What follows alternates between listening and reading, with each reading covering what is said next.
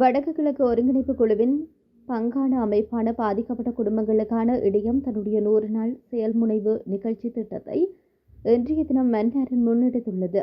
100 நாள் செயல்முனைவின் 29வது நிகழ்வு மன்னார் பாதிக்கப்பட்ட குடும்பங்களுக்கான இணையத்தின் ஏற்பாட்டில் இன்றைய தினம் காலை மன்னார் பள்ளிமுனை கிராமத்தில் முன்னெடுக்கப்பட்டது. மீளப்பெற முடியாத வடக்கு கிழக்கு மாகாணங்களுக்கான அதிகார பரவலாக்கம் பற்றிய விழிப்புணர்வை மக்கள் மத்தியில் ஏற்படுத்தும் வகையில் மக்களுக்கு தெளிவூட்டும் நிகழ்வு இடம்பெற்றது. இதன்போது கலந்து கொண்டவர்கள் தம்முடைய சந்தேகங்களுக்கான தெளிவையும் பெற்றுக் கொண்டிருந்தனர். இதன்போது வடக்கு கிழக்கு ஒருங்கிணைப்பு குழுவினால் முன்வைக்கப்பட்டுள்ள 16 கோரிக்கைகள் குறித்தும் தெளிவுபடுத்தப்பட்டது. மேலும் மக்களினால் முன்வைக்கப்பட்ட வேண்டுகோளும் கூட்டி கட்டப்பட்டது. குறித்த நிகழ்வில் மன்னார் மாவட்ட பாதிக்கப்பட்ட குடும்பங்களுக்கான இணைய பிரதிநிதிகள் பங்கு கொண்டமை குறிப்பிடத்தக்கது. 100 நாளை கொண்ட ஒரு செயல்முனைவாக நடந்து கொண்டு போகும். இப்போ அதன் அடிப்படையில் நாங்கள் இந்த 100 நாள் செயல்முறையில் சமஸ்டி தீர்வு என்பது என்னன்றதை நாங்கள் வெளிப்படுத்தின விதம் போராட்டங்கள் எங்களுடைய அதுக்கான ஆதரவுகளை தெரிவித்து சமஸ்டி தீர்வு தான் எங்களுக்கு தேவை. வடக்கு கிழக்குக்கு மீளப்பெற முடியாத சமஸ்டி தீர்வு. வடக்கு கிழக்கில் எந்த ஒரு அரசினாலையும் அரசாங்கமாக இருக்கலாம், இல்லாட்டி இனிவாத அரசாங்கங்களாக இருந்தாலும் சரி, வடக்கு கிழக்கு மட்டும் பவர் ஷேரிங் சமமாக இருக்கணும்.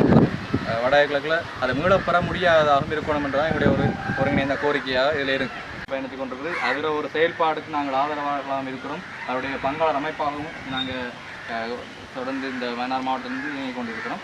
அதன் அடிப்படையில் அவங்க வழி அரசாங்கத்திட்ட கேட்குற விடயம் என்ன முக்கியமான ஒரு 16 கொள்கைகளை உள்ளடக்கி இதில் இருக்குது. அந்த 16 விடயங்களையும் தான் நாங்கள் பிரதானமாக கேட்டுக்கிறோம். இந்த கோரிக்கையை தாண்டி இப்பவும் புது ஒரு விடயமாக எனக்கு பார்த்தோம்னா இன்னும் கிராமமன்றத்தில் தொடர்பான ஒரு விழிப்புணர்வுகளை ஏற்படுத்தணும். அதில் இன்னும் வேறு கிராமிய அமைப்புகளாக இருக்கலாம், அவங்களோட சேர்ந்து மீனவ சங்கங்கள் தமிழ்நாடு சேர்ந்து இந்த விடயங்களை தெரியப்படுத்தணும். ஏன்னா ஒரு நாட்டில் 2 அரசாங்கங்கள் இருக்குது, மத்திய மாநிலம். மத்திய அரசாங்கம் என்பது எப்பவுமே அதான் ஜனாதிபதி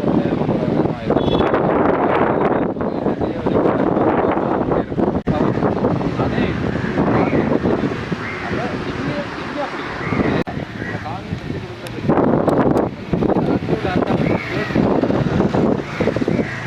வணிகம், தொழில்துறை அபிவிருத்தி, நகரமாக்கல், அடங்கலான கட்டுமான அபிவிருத்தி ஆகியன அடங்கல் வேண்டும். காணி மற்றும் மாகாண ஆட்சியின் அதிகாரத்திற்கு உட்பட்ட ஏனைய அனைத்து விவகாரங்கள் சார்ந்தும் சட்டங்களை உருவாக்கி நடைமுறைப்படுத்தும் அதிகாரம் மாகாண ஆட்சிக்கு வழங்கப்பட வேண்டும். மாகாண அலகிற்கான போலீஸ் உளவுத்துறை சேவைகள் மாகாண ஆட்சியின் கட்டுப்பாட்டுக்கு உட்பட்டதாக அமைய இதற்கு முன்னர் இருந்த இடங்களில் மாத்திரம் நிலைநிறுத்தப்பட வேண்டும்.